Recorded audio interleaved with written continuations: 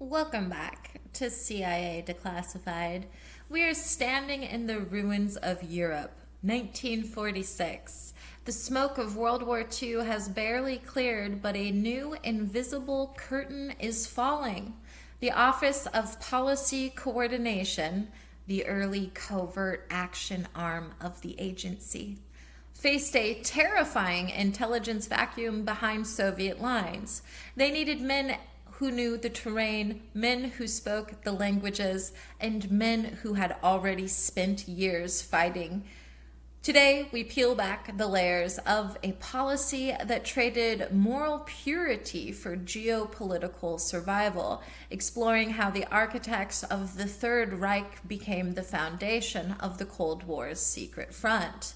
The problem, those men were the very monsters the Allies had just spent years trying to destroy. In a world of us versus them, the agency decided that the enemy of my enemy was an asset. This was the dark marriage of convenience, the policy of recruiting the unredeemable. This was Bloodstone. How did this operation get its name? The cryptonym Bloodstone was assigned by the State, Army, Navy, Air Force Coordinating Committee. Unlike many random cryptonyms, the blood prefix in this specific era was often associated with high risk, stay behind paramilitary assets, and specialized personnel recruitment. The name factually refers to the 1948 authorization to recruit and utilize defectors and refugees from Eastern Europe who possessed specialized paramilitary or intelligence skills. While it was publicly framed as a refugee program, it was internally recognized as a blood bond between former enemies to face a common Soviet threat. Bloodstone wasn't just a program, it was a sanctuary for the shadows of the Third Reich. The operation utilized rat lines, clandestine escape routes through the Vatican or South America, to bring high-value German intelligence officers into the fold of Western security. A quote from a 1948 Secret State Department memorandum. The use of these individuals is justified by the extreme necessity of obtaining intelligence on the Soviet Union, which is available through no other source. End quote. Agency operatives practiced identity laundering, providing former Nazi officers with clean papers, new names, and resettlement in the United States or West Germany in exchange for their files on Soviet military movements. A quote from Frank Wisner, head of the OPC: "We are in a race against time. If we don't recruit them, the Russians will." End quote. The Bloodstone Protocol involved the recruitment of members from the Gehlen Organization, a network of former German intelligence officers that became the foundation for the West German BND. Logs describe an interrogation bypass where the usual background checks for war crimes were waived if the subject possessed, quote, unique operational experience, end quote, in Eastern Europe. The project utilized stay-behind networks using recruited personnel to hide and to build hidden caches of weapons and radios all across Europe to be used in the event of a Soviet invasion.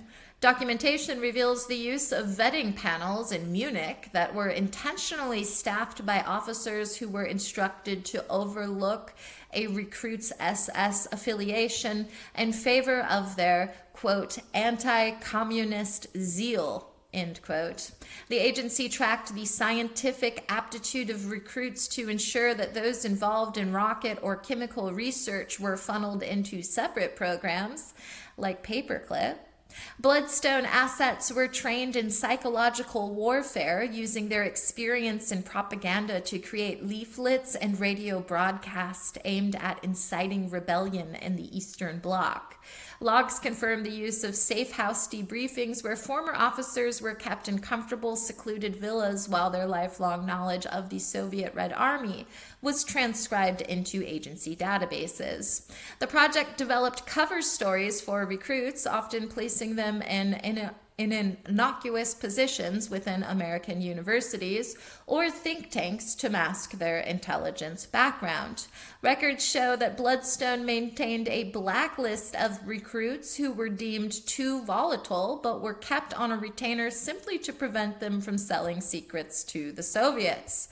The protocol identified language fluency as a primary asset, using recruits to translate intercepted Soviet cables that American analysts could not decipher. Documentation reveals the use of third country resettlement, where recruits were moved to countries like Argentina to serve as deep cover agency listeners. Technical logs confirm that Bloodstone assets helped design escape and evasion maps for downed Allied pilots based on their knowledge of partisan movements in the Ukraine. The program proved that information brokerage, trading freedom for secrets, could build an intelligence network overnight that would have taken years to develop organically.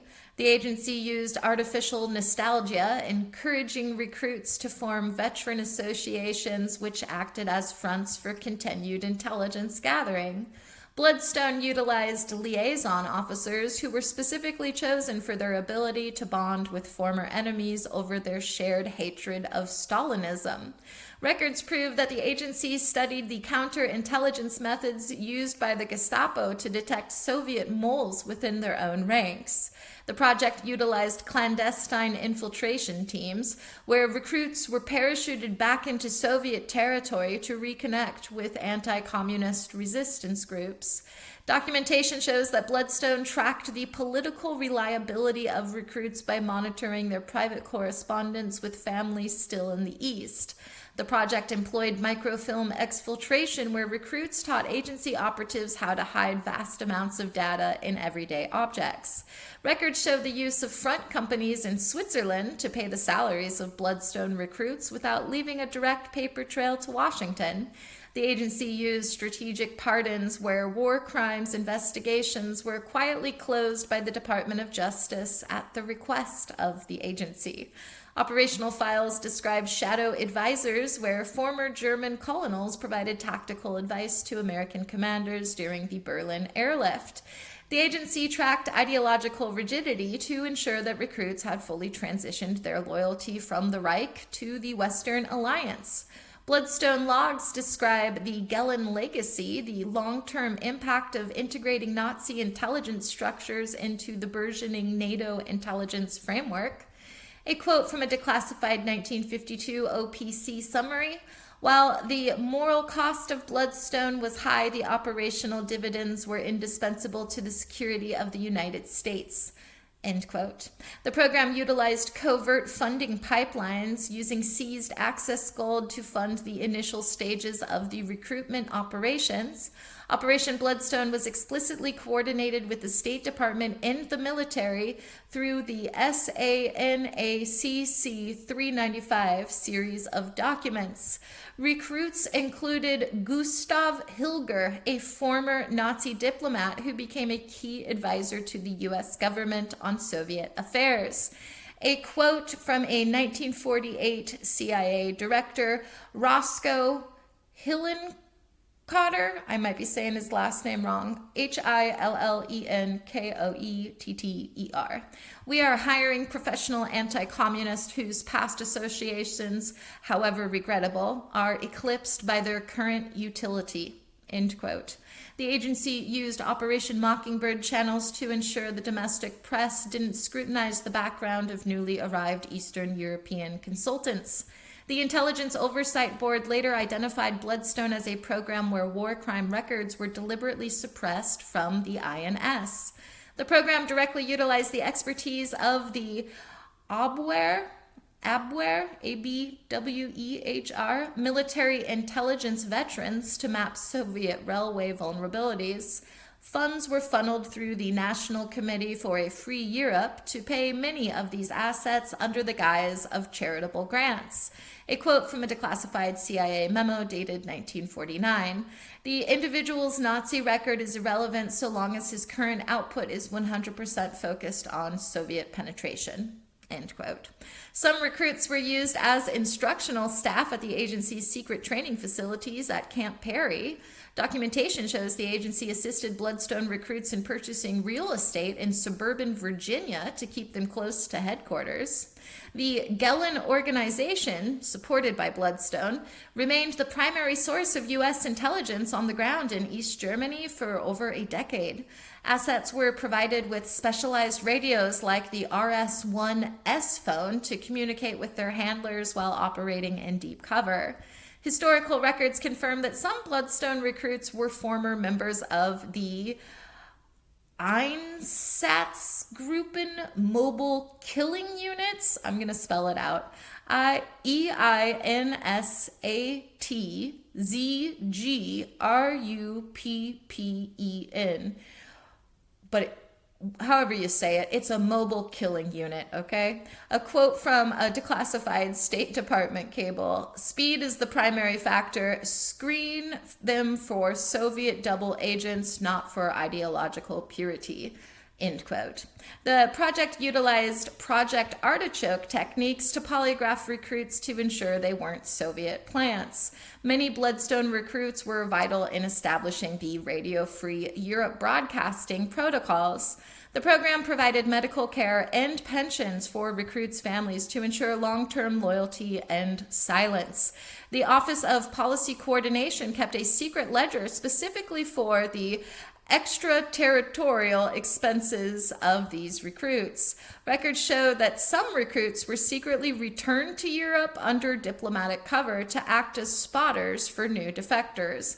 The agency collaborated with the Vatican Rat Line operatives to facilitate the safe passage of specific Bloodstone targets out of Allied occupied zones. Bloodstone assets were involved in the 1953 Operation Splinter Factor, an attempt to sow paranoia within the Polish secret police. When we look at the declassified Bloodstone manifest, some of the more glaring voids, thousands of pages of pitch black ink, are found in sections with titles such as Personnel Disposition, specifically the section on domestic asset integration and the legacy trust, which are completely scrubbed. The absolute highest density of redactions occurs in a document that appears to be the primary financial accounting for the program. It's over 80% redacted. Why is the agency hiding the final resting places of certain men? Some researchers of the Gehlen files whisper a chilling theory about the Odessa network. They speculate that the redactions in certain documents aren't hiding individual names, but the GPS coordinates of entire colonies of continuity. The gossip in the fringe historical community is that Bloodstone wasn't just a recruitment drive, but a plan to preserve a shadow Reich in the American South, waiting for the political climate to turn back towards authoritarianism. There is a gritty dark web theory that Bloodstone's most loyal veterans never truly retired. People look at the uncanny efficiency of private intelligence firms and speculate that the redacted sections of the Legacy Trust describe a hereditary system. The rumor is that the sons and grandsons of these SS officers are the primary gatekeepers of modern deep state networks, operating as a biological elite whose loyalty is to the agency's black budget rather than to the Constitution. If you dive into the archives of 1960s civil rights activism, you'll find a reoccurring rumor that refuses to die. Many believe the redacted domestic asset integration files describe former Gestapo specialists training American local police in civil disorder management. The speculation is that the redacted names include the instructors who brought enhanced interrogation from the cells of Nazi-occupied Poland directly into the basement of American precinct houses. In hushed debates about the Black Project economy, some gossip that the redactions hide a more occult connection.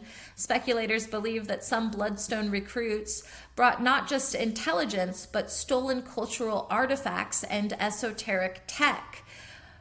The theory goes that the redacted Legacy Trust actually manage a secret fund fueled by the sale of looted gold and artifacts used to finance clandestine operations that never hit the official books. A more grounded but equally haunting speculation suggests the redactions exist because the agency failed. Rumor among former CI officers suggests that a significant number of Bloodstone recruits were actually Soviet triple agents. The gossip is that the files are blacked out because the agency realized too late that they had spent millions of dollars building a Nazi front that was actually being run by the Kremlin from day one. One of the final rumors that is particularly haunting concerns the psych warfare veterans. Speculators believe the redacted sections particularly hide some sort of sleep induction protocol. The theory is that recruits were given screen memories to ensure they would never remember their war crimes, memories so well grafted that they became the Nazis next door without even knowing it themselves, until a specific activation code is whispered to them. Was Bloodstone a success? Tactically, it was a Cold War lifeline. The agency gained an immediate, deep-level understanding of Soviet capabilities that would have taken decades to build. Strategically, it was a moral mortgage. It compromised the ethical standing of the West, but secured its physical safety during the most dangerous years of the 20th century.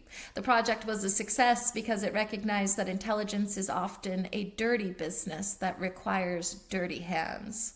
It proved that a nation could outsource its conscience in exchange for survival. It successfully built the human intelligence infrastructure that allowed NATO to hold the line in Europe. Bloodstone also succeeded in preventing a massive brain drain of intelligence talent to the Soviet Union, effectively winning the recruitment war. Finally, it established the precedent for special interest recruitment that continues to be a cornerstone of the intelligence community today. The program's true triumph was the absolute silence it maintained for 40 years as the American public remained entirely unaware of the former enemies living in their own suburbs. It demonstrated that a secret history could be maintained even in an open society, provided the utility of the secret remained high. The legacy of these recruitments continues to shape the professional neutrality of intelligence tradecraft, where utility always trumps morality. It proved that the machinery of the state is remarkably efficient at absorbing its enemies into its own gears. As far as technological and operational breakthroughs go, the Iron-Interchange had quite a few, such as identity laundering protocols. The ratline techniques developed in Bloodstone are the basis for modern witness protection programs and the digital identity masking used for deep cover operatives. Stay behind network infrastructure. The caches and sleeper cell tactics led to current unconventional warfare doctrines used by special forces to operate in denied territories. Propaganda and psychological operations. The war of words techniques used by recruits evolved into information operations, IO, which use social media and digital bots to influence foreign elections. And interrogator asset bonding. The method of using shared ideological enemies to gain cooperation from captives is a primary technique in high-value detainee interrogation. Bloodstone reminds us that in the world of high-stakes intelligence, there are no clean hands. When you look at the stability of Europe, remember the Iron-Interchange. The agency realized that to defeat a monster, you sometimes have to hire one. You are living in a world built on the compromises of the past, where the line between hero and villain is blurred by the necessity of the greater good. The world isn't just a place of light, it's a landscape of shadows where the exorcist used the devil to fight the dark.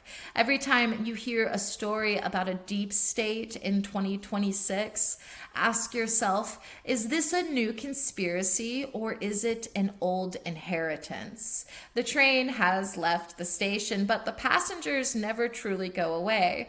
They just change their names. Your very sense of national security may be the product of a handshake made in a bunker decades ago. We are all breathing the air of a peace bought with the secrets of the dead. The echoes of these recruitments still resonate in the very way our modern intelligence apparatus classifies its secrets and its allies. The Iron-Interchange didn't just recruit people. It recruited a philosophy of survival at any cost. Thanks for listening, and join us next time as we examine AE Flag. In the cold hearts of Eastern Europe, the agency mastered the false flag. We'll uncover the psychological operation utilizing staged events and fabricated narratives to destabilize Soviet control. This project, designated as a perception management initiative, proved that the most powerful weapon is a lie that everyone believes. Join us next time for The Mere Riot. In the meantime, I'll see you in the archives.